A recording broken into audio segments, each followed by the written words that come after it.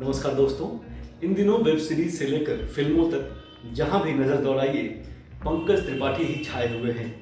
बतौर कलाकार ये किसी भी अभिनेता के लिए गौरव की बात होगी, लेकिन फिल्म कागज पंकज त्रिपाठी के लिए खतरे की घंटी भी बजा रही है। क्यों और कैसे, इन सब बातों पर चर्चा करने से पहले आपसे एक दरख्वास्त है कि अगर आप मेरे चैनल पर नए हैं और आपने अभी तक इसे सब्सक्राइब नहीं किया तो प्लीज़ इसे सब्सक्राइब कर लीजिए, ताकि आपको मेरे वीडियोस की जानकारी सबसे पहले मिलती रहे।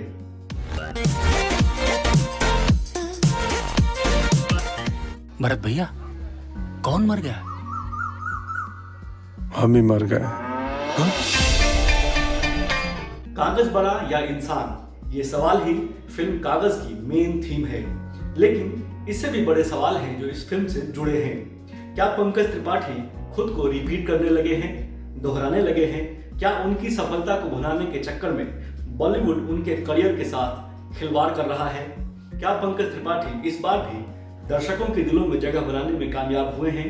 आइए इन सवालों के मद्देनजर फिल्म कागज की चर्चा करते हैं। सरपंच साहब, आप दे दीजिए ना हमारा जिंदा होने का प्रमाण पत्र बना के। ना भैया, वो ना हो सकता है।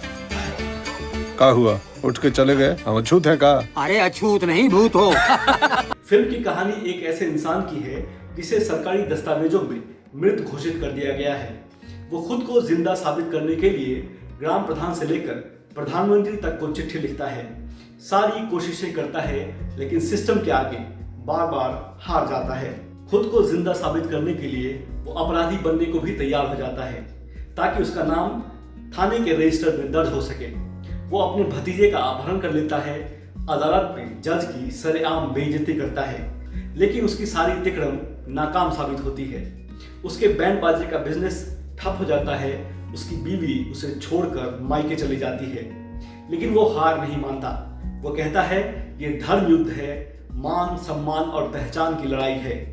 फिल्म का हीरो भरतलाल अपने नाम के आगे मृतक लगा लेता है, यानी भरतलाल मृतक, और अपने जैसे सैकड़ों लोगों के साथ मिलकर अखिल भारतीय मृतक संघ की स्थापना करता है। वो पूर्व प्रधानमंत्री राजीव गांधी के खिलाफ अमेठी में लोकसभा चुनाव भी लड़ता है, और ये सच्ची घटना है।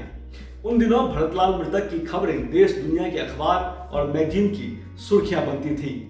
आखिरकार 18 सालों के संघर्ष के बाद उसे न्याय मिलता है और वो कागजों में भी जिंदा हो जाता है। फिल्म की कहानी बेहद संवेदनशील और सच्ची घटना पर आधारित है, और ये देश के प्रशासन तंत्र की खामियों को उजागर करती है।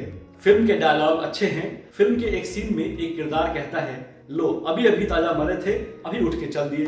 अब कुछ ऐसी बातें जो इस बेहतरीन कहानी को एक उम्दा फिल्म होने से रोक देती है। सतीश कौशिक ने फिल्म की पटकथा लिखी है और निर्देशन भी किया है। फिल्म देखकर लगता है कि निर्देशक का ग्रामीण जीवन के बारे में ज्ञान बेहद सतही स्तर का है।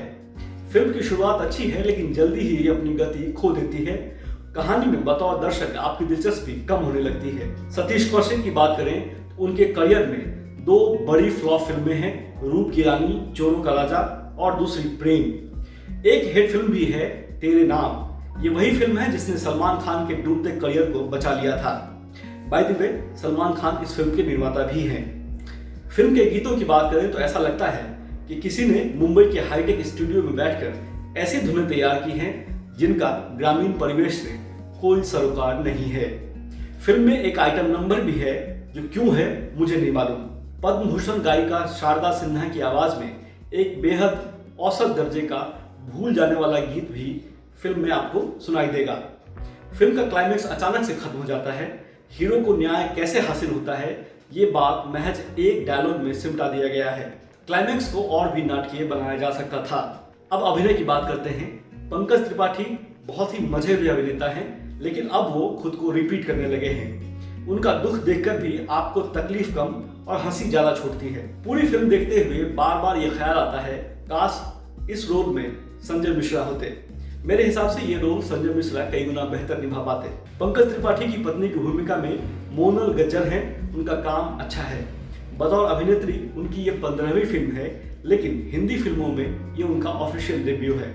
इनके अलावा वकील के रोल में खुद सतीश कौशिक हैं। स्थानीय विधायकों की भूमिका में मीता वशिष्ठ और अमर उपाध्याय हैं। इन सब ने अपने काम के साथ इंसाफ किया है।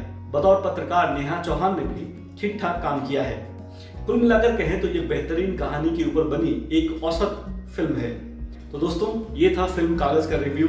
ये आपको कैसा लगा आप मुझे कमेंट बॉक्स में लिखकर बता सकते हैं। साथ ही फिल्म कागज के बारे में आपकी क्या राय है वो भी जरूर मेंशन करें। धन्यवाद।